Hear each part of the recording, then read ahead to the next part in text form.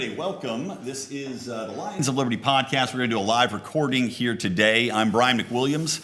I am one of three hosts of the podcast, which is a large American audience, and hopefully after this, a astoundingly huge European audience. Basically, I do a show called Electric Liberty Land, and what I like to focus on, based upon about 20 years in public relations background, is trying to communicate the ideas of liberty and try to look at it through the lens of what's going to be effective, what has definitively not been effective, and how we can make that better. And I think we have an interesting time right now as we come out of COVID, when we have a younger generation that might be a little bit more open to our concepts. But the question is, how do we reach them? How do we more effectively tell the story of libertarianism, and what do we need to do to reach these people? Now, I am joined today by two fantastic folks. Make sure I get your names right. Tomasz Ignaci. Tomasz. Or Thomas. Let's work again. Tomasz Agenski, hello. Great to see you today. Thanks for choosing this panel. Don't forget to like and subscribe. Yes, please do like and subscribe. So, and Tomasz is a filmmaker. He's Agentomasz.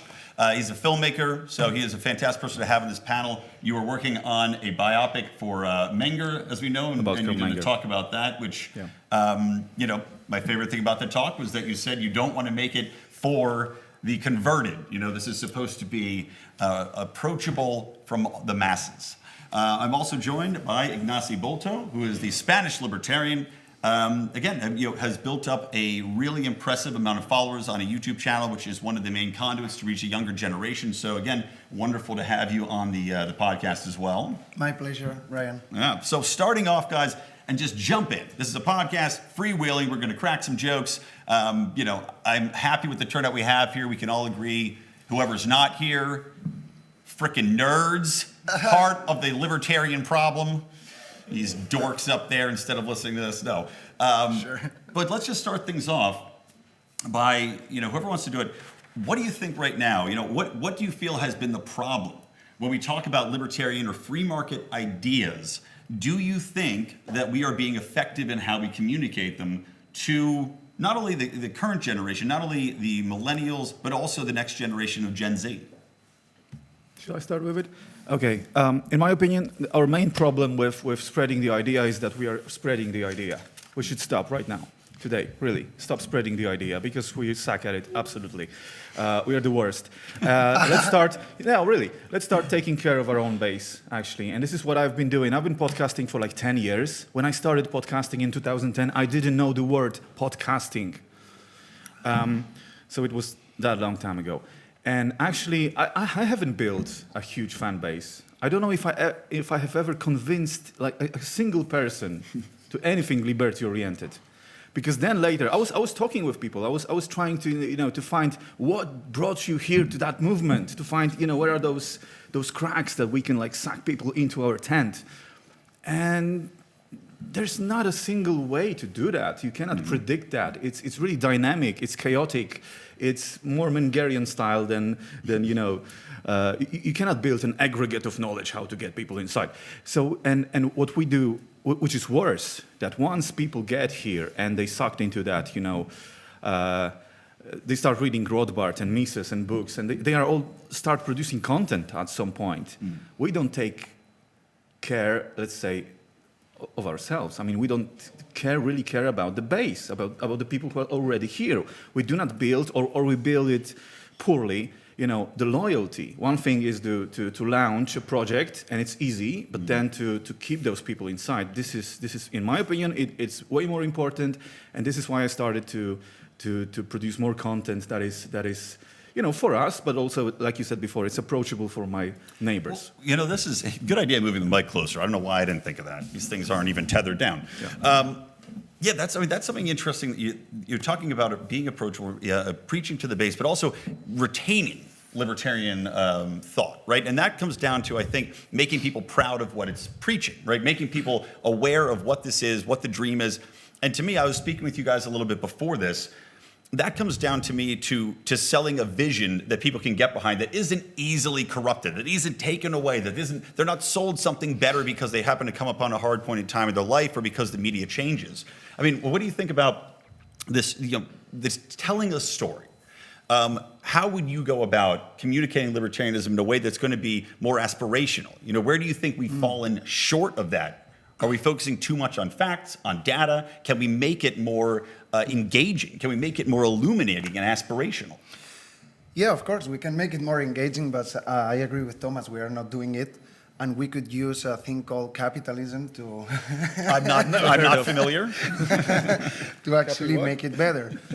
What I'm always surprised is that most of the so-called collectivists are more entrepreneurial than us.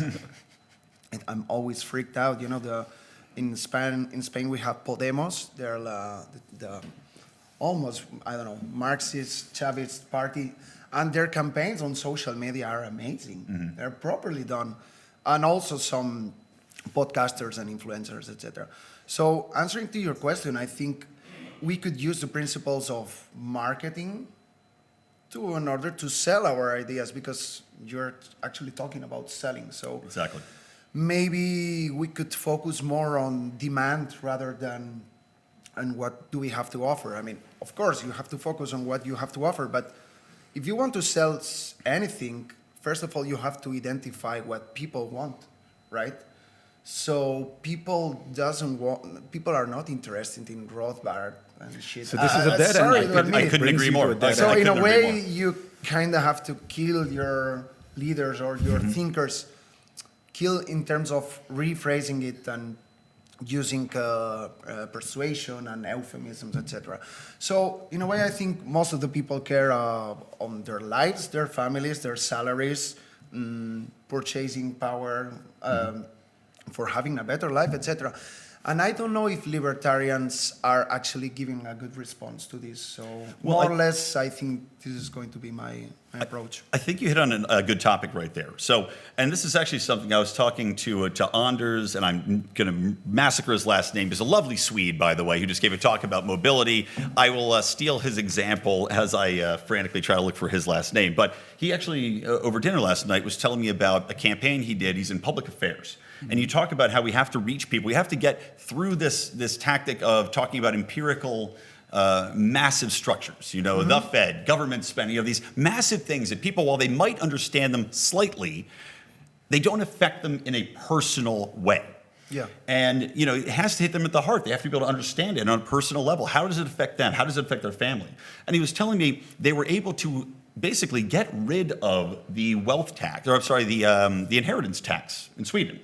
And the way in which they went about this was that they were able to run a campaign basically positioning entrepreneurs, small businessmen, as the ones that were going to suffer by this inheritance tax, because it's the family businesses. It's the wealth that is going to enable them to be entrepreneurs, to keep a business going, to hire local people from the economy. And very intelligently, they use the left's talking points to make their point. And that if you have this wealth tax that eliminates small business, if you hurt these people, if you eliminate their families from being able to function, what are they going to do? What jobs are they going to get? The big corporation jobs, right? Which the left hates. So they're communicating in a way which hits people right in the heart. Everybody knows that, you know, their grandfather's business, their child has a job in the local market. Do you want them being an automaton? I think we've been saying that for ages already, the same story, but maybe it may not be up to date right now, because the last time I checked, like half an hour ago, big corporations are okay again. As long as they put like symbolism. It's not the Occupy Wall Street time where the left was shouting, you know, jump. On Wall Street. It's not this moment. Today, what the corporations and big tech needs to do is like put a rainbow picture once a year for a month or something like that, and they're okay.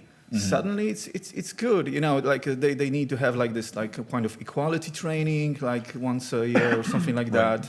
Well, it's the concept of tying it into a social good, right? Everybody wants to be affiliated with a social good, and that's where they're responsible. Right. They are like what and to feel good about yourself and what you're saying, and that's what it ties into something, you know, that I mentioned at the very beginning of the podcast is selling a vision, selling a, you know, I like to call it a libertarian fantasy, a libertarian myth. What is What is the worldview we can tell people, or we can sell people on, that is going to make them inspired, that's going to make them feel good when they're talking about libertarianism, when they're voting for it, when they're thinking about it, when they're, God forbid, reading Man, Economy, and State, which hurts to even look at. When they're, when they're doing these things, what's going to make them say, you know what, I'm a force for good here. You know, what I'm doing, I'm trying to get to that shining city at the end of the hill where everybody is equal, where everybody's making money, where everybody is taken care of. You know, how can we sell that vision so that people feel as good as they do when they put the rainbow flag sticker in their window, or they, you know what I'm getting at. I mean, what are your thoughts? Yeah. I don't know what we should do, but maybe I know what we don't have to do. So I'm not here to sell any utopia, but well, that's what I'm saying you need to do. Come on, are you listening to no, that? I mean, let's say you go to the club, no? And maybe you want to hang out with some girl or something like that. Are you going to go? I guess you're going to be as pretty as possible. I guess you're going to be hard to be any better than I am, I guess. Yeah, that's true. As sociable as possible, and guess you're going to smell good, right? So what I'm trying to say here in this creepy metaphor is that most of the libertarians I've met so far, and actually I define myself as libertarian, right? But they have this arrogant behavior in a way, like you're a socialist, boom, it's a attack mode. You don't know about economy, okay. No, because you're a Randian, or you don't know this. It's like, you're not going to sell nothing to no one if you have this attitude, or if you don't look well, or I don't know, this the snake and the flag and everything. The symbology is fine, but it sounds. I don't know. I wouldn't rely. So my criticism here, and coming back again to my previous point, is on marketing. So. I don't know if I want to sell any utopia, but freedom, in a way, appeals to your heart. It doesn't appeal to statics, stats, etc. So, I don't know, selling it with more epicity? Yeah. No? Well, that would be my summary, more or less. Yeah, and Tomasz, you were talking about, and I think this is a critical, tying into what you were just saying. People tend to be, especially libertarians, we tend to be very logical, we tend to be very excited about the points and crushing people with our undeniable logic, which doesn't make any friends. No. I mean, would you say that's part of our branding problem? And that, we were talking, people get in and they make this content, they go out there, are they hurting us by getting so excited and going out there and preaching in this one way? But who's preaching? Well, talking about new libertarians who are now creating this content, right? And they're coming fresh off reading Rothbard, and they're so excited by the ideas, and they have to tell everybody else that they are absolutely wrong. born again libertarians. Right. Yeah, we are flipping supply and demand sometimes, we say, because we talk about entrepreneurship and how businessmen are doing actually a very positive job. And then we know, when we talk about business, we know that actually it's not us who are selling, it's somebody who is buying. Because to sell something, you need to fix a problem that somebody has. Absolutely. So do we know problems of people that we are talking to? Mm-hmm. I don't know. Like I said before, I have never convinced anyone. So maybe I'm not the guy to be asked about it. That's a very good point, though. As libertarians, how many times do we go up to people, rather than preaching at them, how many times do we go up and ask what's them, your problem what's and your how problem? eliminating government would fix it? Right. Tell me. Exactly. Well, I guess as being as less theoretical as possible, maybe you can convince someone. So talking in their language about the hot topics. I think also the hot topics are very important to actually give the response. Because one of the main criticisms, I think you will agree, is that we libertarians, so to speak, we are talking about always the same topics that actually were dealt like 50 or 60 years ago. Mm-hmm. And, you don't have to appeal to the authors all the time. If there's a problem right now with big tech or social justice warriors or white nationalists or climate change, in a way, it's like intellectual laziness to say, hey, read this book and that's it. Right, no. Really? Well, let's change topics a little bit, because I know we wanted to talk about how to break through and influence the next generation, right? And as I said earlier, I think coming out of COVID, actually, I know from some studies that have come out on this, the younger generation, I'm not talking about millennials, I'm talking about the 14, 15, 16, 17-year-olds. They are now coming out of COVID. They're coming out of all this social justice movement. They're seeing the trillions spent. They're seeing opportunities denied to them because of social movements, them being leapfrogged, being told they're evil, denied access to college, all these things. They now feel that they are essentially being denied opportunities that generations before them had, and especially after being locked in their homes for some 2 years and being, denied general going to the club as pretty as possible and smelling good. So, what do you think? How can we effectively reach these people? And I'll start with Ignaci, because I know you had some ideas on this that we were discussing over drinks, as the best conversations happen. Yes. About reaching the younger generation and how you think we should try to market to these people and create content. It's a difficult question. First of all, I would say the same that I said before, talking to their language, using their language, talking about their concerns and the hot topics and their problems. And also, I think in a way it has to be, maybe I will sound a little bit classist in here, someone who is more or less like millennial or centennial, talking to them. Because in a way it's pointless to place a boomer, please, no offense, talking to centennials, because that's their father, and you are always argue with your father. So in a way, maybe boomers should invest to millennials. Millennials could create the content for centennials who are actually going to be the viewers. Yeah, maybe. And that's another good point, though, is that we talk about pushing back against the older generation, and that's the other component of a lot of these people coming around to libertarianism, is that the dominant culture for the last 25, 30 years has been very strict progressives. The media is progressive, the entertainment complex is progressive, politics are progressive.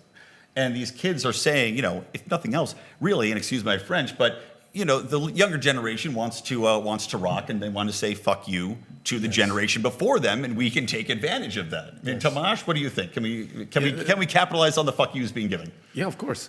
But we can be demonetized as well, for the same "fuck yous" as well. True. Because you cannot say demonetize without demon, right. Actually. No, so the thing is that I'm not really convinced that the generation of 15 to 20 years old are old, Greta Thunberg, AOC kind of crowd. I think this is the wildest. They make the most, the biggest noise, and so they have an impact. But I don't know if they convince anyone to read Engels, for example. I mean, there's nothing behind that. It's just it's flashy. Media likes it. The boomers think that they are cool when they post something that Greta said, things like that. So they have different, motivations to further that. But I don't really think that this is the majority of people. Maybe there is like this there must be the new wave, let's call it, the silent majority in this case. So it's like 80% of people who are afraid to say that, I don't really care about this Greta girl, God bless her, but basically, no, she's not really talking to me. But they are afraid to say that because, there's a thought police waiting for those posts, right? But then you have intellectual orphans, I think. No, people who don't know who to appeal or to be attracted to. So in a way, I think that's a big problem. So if you're not a social justice warrior, then what? Right. Well, what are you? And there's an opportunity there, right? Because even this younger generation probably still views conservatism as a dirty word. Yes. So we can give them a palatable alternative of this, and this is where I have to come back to the inspirational aspect. Give these people something to believe in that isn't simply going to be facts and dogma. I mean, I would argue that we live in a post-factual world because of the way social media has evolved, search algorithms have evolved, in that we can spit out all the facts that we want, right? We can be right all we want, but we have to be not only right, we have to be righteous.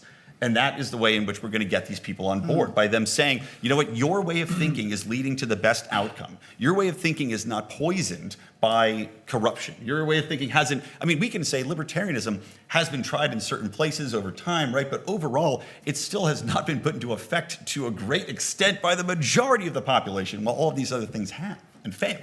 More or less, I think I can feel optimistic because I think in Spain and in Argentina, maybe something it's really going on. Like, I don't know, 20, 30 years ago or even more, there were some intellectuals that nowadays they taught what the influencers of today. Maybe I would say some names, I don't know if you know them, like Fernando Díaz Villanueva, the guys of Visual Politic, Un Tío Blanco Hetero, Juan Ramón Rayo. So they were influenced by think tanks and reading books, blah, blah, blah. But now they're streaming on Twitch, live streaming on YouTube. They're selling merchandising. They create memes. So Memes now, are powerful, man. Yeah, exactly. So, Very powerful. due to the entrepreneurial spirit, to me, something is, the market is adaptive, no? So you kind of recycle the concepts, and now they're being really, really successful. These people that I mentioned, they are making good money. So actually, you can monetize libertarianism in a way. The free market provides, right? So it's you have to give it a try. I know it sounds simplistic, but it's sometimes you're defined by actions, and that's it. And the market puts you in your place. But I think we can say that in Spain something's going on, and also there's, for example, let me give you an example. There's an author called Miguel Ancho Bastos. He's from Galicia, southwest of Spain. He talks very, very strange. You barely don't understand him. But he has this quote called Capitalismo, ahorro y trabajo duro. Capitalism, savings and hard work. Capitalismo, he was always pissed off. Capitalismo, ahorro. So now I'm seeing some influencers, streamers, Adopting that. comedians. Yeah. And they said, well, capitalismo. It's like, okay, we won the cultural battle, guys. So it takes time, but so many factors have to be aligned. Yeah, well, I think, comedy is also, comedy itself is very free market, is very libertarian, right? Yeah. Free speech, viewing things in the honest way, telling the truth in the honest way, and not being able to be influenced by external forces. What do you think, I know you're not a comedian, but you're a funny enough guy. Do you think that we should be using comedy more? Do you think that we have the creative power? Did you? Yes. Oh, very nice. No, do you think we have the power joking. within the movement to do that? Or do you think that because more people are so attracted to libertarianism, many of us are very logic-based, is that going to be a bridge too far? That's actually a continuation of your previous question, because it connects perfectly. I'm only using comedy to explain Austrian School of Economics, don't get me wrong. And twice a year I have a stand-up show in one private business school in Poland, and for 3 hours I'm telling jokes about Menger and Schumpeter and all that's that. awesome. Really? That's amazing. But it's in Polish. I'm sorry. That's the funniest language. That's why there's so many jokes about the Poles. I need to do an English version, of course. Then, I finished the last sentence saying that the youth is probably not 100% AOC/Bernie kind of supporters. And this, let's say it's 80-20, whatever. And this 80% that is silenced, there's a huge vacuum there. And there is a lot of signals coming up right now that those people want something new. So you have people who do not want to apologize for telling jokes about transgender people, like, you have Dave Chappelle, the Closer stand-up, for example. He never said one single word, derogatory, something bad. He never said something like that. But he wasn't praising, the LGBT, ABTC, QVRT community. Well, he wasn't praising them, and they were like, how dare you, right? To quote Greta again. How dare you not praise us, right? We was, come on, it's the struggle and what. And this guy is like, Black Lives Matter kind of, friend of Barack Obama and stuff like that. So you wouldn't be expecting that coming from him, right? You would probably expect coming that from Joe Rogan or something like that, but not from Dave Chappelle. And suddenly you can hear more and more voices that, let him speak, let him do his show. You don't have to agree with that. Not everything has to be, the same color, the same tune. So I think there is hope in that. But this is nothing that we ever built. Right, yeah. So it's not, we should not clap, Who did it then? Conservative? No, situation, lack of balance, physics, whatever you call it, reality, nature, the dynamics of markets, that's a beautiful thing, right? And if you talk about inspiration, you can inspire somebody. It's great simply by speaking. But if somebody is that easy to be inspired, then they might ditch out. He and go may back be to somewhere inspired by else. you have nothing to lose except things like that. People got inspired by Marx because not by issues. But then, in my opinion, there is a huge number of people who started reading Mises and Karl Menger because they wanted to make some money on Bitcoin. That's like the biggest school of Austrian economics right now. Yep. People are reading Menger willingly, really reading that. because they wanted to make some money on Bitcoin, and that was like the first, the push. This is my business. This is my interest. Yeah.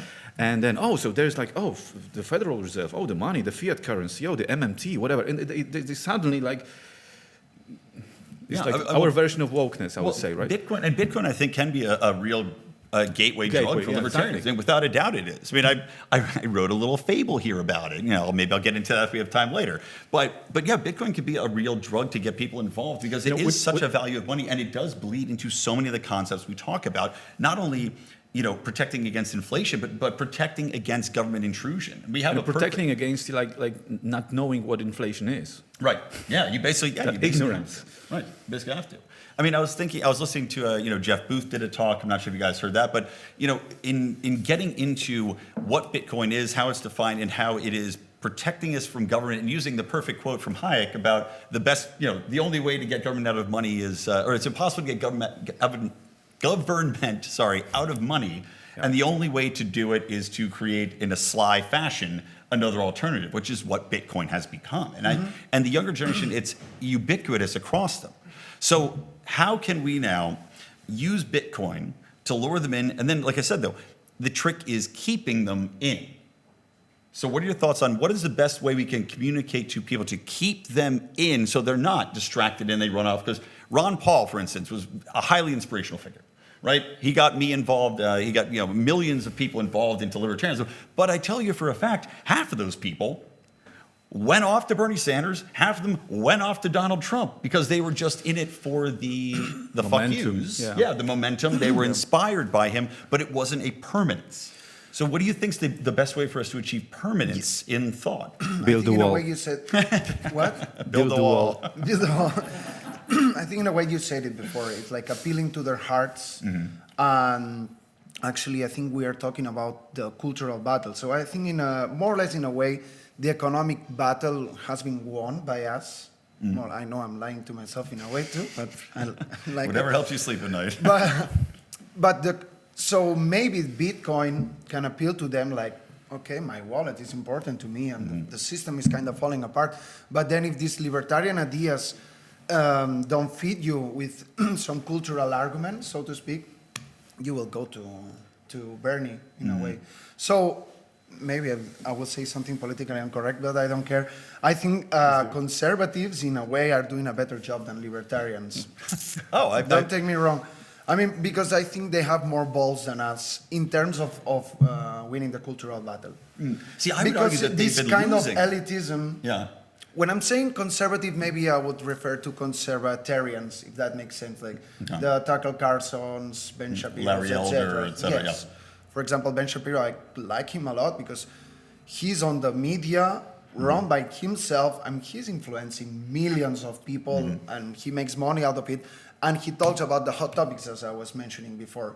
So you have to provide with something that people might like. And in a way, I'm coming back to my previous point. Libertarians, we have to copy business models that people...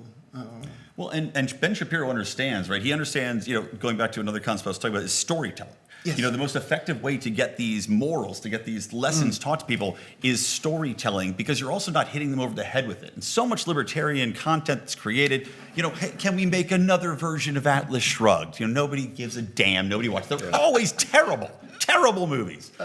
No more Atlas Shrugged, please. But, creating stories that are not going to be a direct, punch you in the face with the message, but teach the moral, teach the story, and wrap it up. And Ben Shapiro, very intelligently, has created his own studio. So how do you think? Do you think we as a community do we have the capability to do that? How should we do that? Is it Kickstarter? Is it going to Peter Thiel or Elon Musk and saying, hey, libertarianish guy, give me some of your Bitcoin and I'll make some movies? I mean, what do you guys think as filmmakers and creatives? Tomasz, what are your thoughts? Convince boomers to invest in you. I'm almost a boomer myself, and it's not rich. But you get me. Then historically, we should go back to the march through institutions, and my institution is the media. And for example, with Federico is here, we've just finished producing a short documentary series about regulations of electronic cigarettes in Latin America. It doesn't have to sound like it's nothing that we don't talk about Bitcoin, we don't talk about marijuana there, we don't talk about Ayn Rand. and we talk with normal people. The interviews are with normal citizens who probably they don't know who Milton Friedman is. They wouldn't say a word about it. Yeah. And the thing is that we have shaped it in a way that we show the problem that those people have. They can be put to jail for having an electronic cigarette. I don't smoke. I don't know nothing about electronic cigarettes. And they all say that it's a great movie because it's so much about, it's about electronic cigarettes. No, it's actually about freedom to have an electronic cigarette that is like 20 times more healthy, or less dangerous, I would rather say, than the classical cigarette, the typical Marlboro. And there is no secondhand smoking, so the non-aggression principle is actually ticked, right? So you do not really make any harm if you smoke a cigarette inside the room, right, with the electronic cigarette. Nobody died from electronic cigarette like that, and things like that. So you can talk about it. This is only data. You can say that in 20 seconds. This video is a bit longer than that, because I've centered on the idea. Let those people have it, so you want to put a tax on it, like a minimum tax, okay, if that's the way, if this is how we have to pay for a civilized society, so be it, right? Whatever, because if you want to sell it, then you need to have a shop. If you have a shop, then you have to pay taxes, right? So if you sell something that is illegal, probably you're going to have problems with Captain Government pretty soon, right? So it's good to have it, like the minimum amount of regulations. And let people, trade with it, make it better, so it really grows next 5 years and be even better, things like that. So we managed to implement everything we are talking about during this conference without using the hashtag words. We never say about Menger and libertarian constitution no, nothing, not a single word. Right. It's a usual. Documentary about a subject, and people can tell when they're being sold a bill of goods, right? And there's this thing called it's kind of like an automatic reflex, and if people are sold something, they know it, they're automatically going to reject it, even if it's making perfect points. They'll reject it out of hand because they say, it's so I identify as a person with this point of view, and you're coming at me, tooth and nail, trying to teach me something else. So it's going to tell you to F off. But, this is where I wrote down this, I promised you this fable, modern free market fables. I'll give you an example, because what I want to do is try to get more into storytelling in this broader sense. Try to reach people that are younger, try to give them a story that they don't necessarily know has the message behind it, but it does. I was just thinking this, jotting it down in my hungover days this morning. There's a famous book called The Giving Tree. This is a very notable book throughout children's literature. It's kind of depressing, but the concept of a Bitcoin giving tree, right? I'm thinking there's a tree, it's got apples that anybody can take down from it, right? It's this tree that exists. People can take apples, but the king gets angry because the government's providing all the food, right, to this town. Maybe this is in medieval times, right? So people can come up, they get the apples, the state doesn't they want to rip the tree down, but the tree, by virtue of Bitcoin, right, decentralized. Every person that comes and gets an apple from the tree and waters the tree, a root goes to their house. So the tree's roots become so strong, the government cannot topple the tree. Thus, an example of a community being able to take a service, the government not being able to topple it because it has been dispersed enough to decentralized enough that it is now more powerful than the king. Now, this is a simple example, but if you can imagine an animated story, 3 minutes, 5 minutes long, that you can teach people, but it's not hitting you over the head with the message. So I'm trying to think if there's creative ways we can teach these lessons that we're not doing as libertarians. You're absolutely right. Thank you, and that'll be our panel. Appreciate you coming up. Don't forget to like and subscribe. Storytelling and rhetorics is the most important thing. Yeah, I don't know. For example, I'm thinking out loudly in here. In Spain, we had the Civil War, and more or less, I always like to listen to the old people, and some of the values of the old people who actually suffered from the Civil War are hard work, work for yourself, work for your family, have a good relationship with your neighbors, respect others, blah, blah, blah. Say, fuck, those are the kind of values that we are more or less preaching for. So if you want a bullet point, it's like, do what your grandpa told you to do. Save some money and be respectful. And that's part of recycling the message, and I think it's more or less what you're saying. Yeah, precisely. The kindergarten rules, right? This is what you teach your kids. Don't steal somebody's property, Share your property with others, but willingly, You don't have to do it by force, and keep your word. Yeah. Well, what's kind of interesting, we're talking about moral values passed down, and these are typical, passed down from families, family to family. What do you think? I didn't plan on talking about this, but this is the podcast. This is what happens. What do you think about? Do you think there is a war on family units? It seems to me right now that there is, from the media, from governments, to try to undermine family units, to try to break families up, or at least give them less incentive to stay together. Because if anything, if you have a family unit, you have morals, you have at least a backup for if you get sick, you have somebody to depend on, you have somebody to take care of you if you're out of money, and if you have no family, the government is your family. The government becomes your backup. So do you think there's a war on the family right now, and do you think this is intentional to attack these values that we're talking about now, to undermine them? I have a family, 2 daughters, and I do not feel attacked by anybody. I'm not looking at all those questions that you've mentioned. I'm not looking at them as a design like this. There's a conspiracy theory against a family unit. I would rather say these are the unintended consequences, to go back to Hayek. This is more like a consequence of socialism, of welfare state, and things like that, more than that there's a ministry of dismantling a family. No, nothing like that. So I'd rather say that this is another, thing that we can blame socialism on. Yeah, you have a more forgiving mind than I do. I think we have to blame capitalism in a way. Oh, of course. I'm just trolling here, but let me Destroying your teeth with Coca-Cola. That's in a way why every day I'm more conservatarian. So, in a way, anti-capitalists say, capitalism is destroying the values of family because now you're just a consumer, isolated in your house, watching Netflix, and you don't take relationship with other people. And in a way, they're right. So, coming back to the storytelling, blah, blah, blah, I think we have to sell capitalism, but we have to sell also this set of values that actually preserve, and obviously an institution as family is super important. Yeah. So if you sell, just to finish, if you sell capitalism like an isolated good and market and good and services system, it doesn't appeal to nothing. We have to actually create all the set of values that makes it preserve. Yeah.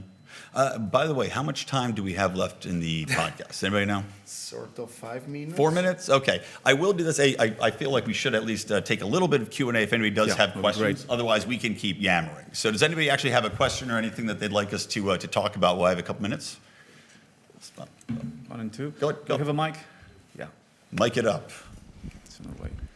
See, they didn't expect us to do this. This was a curveball. I just wanted to... even the planners, they probably listened to my podcast before and know that I just don't stop Somebody talking. needs a mic. No, we could just throw it like a football back to whoever's going to be asking the question. Yes.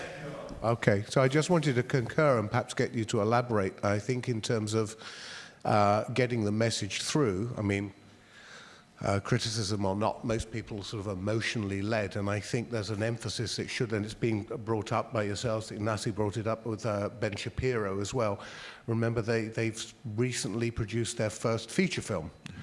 And the emphasis I'd like to get you to elaborate on is the emphasis on the arts more broadly, and have a better representation there. I mean, the businessman is always evil in things. I mean, that's film, but I'm not restricted to film. I mean, music as well. So it's just really concurring with what you said and asking you to elaborate on the value of the emphasis that's missing that could be enhanced within the arts.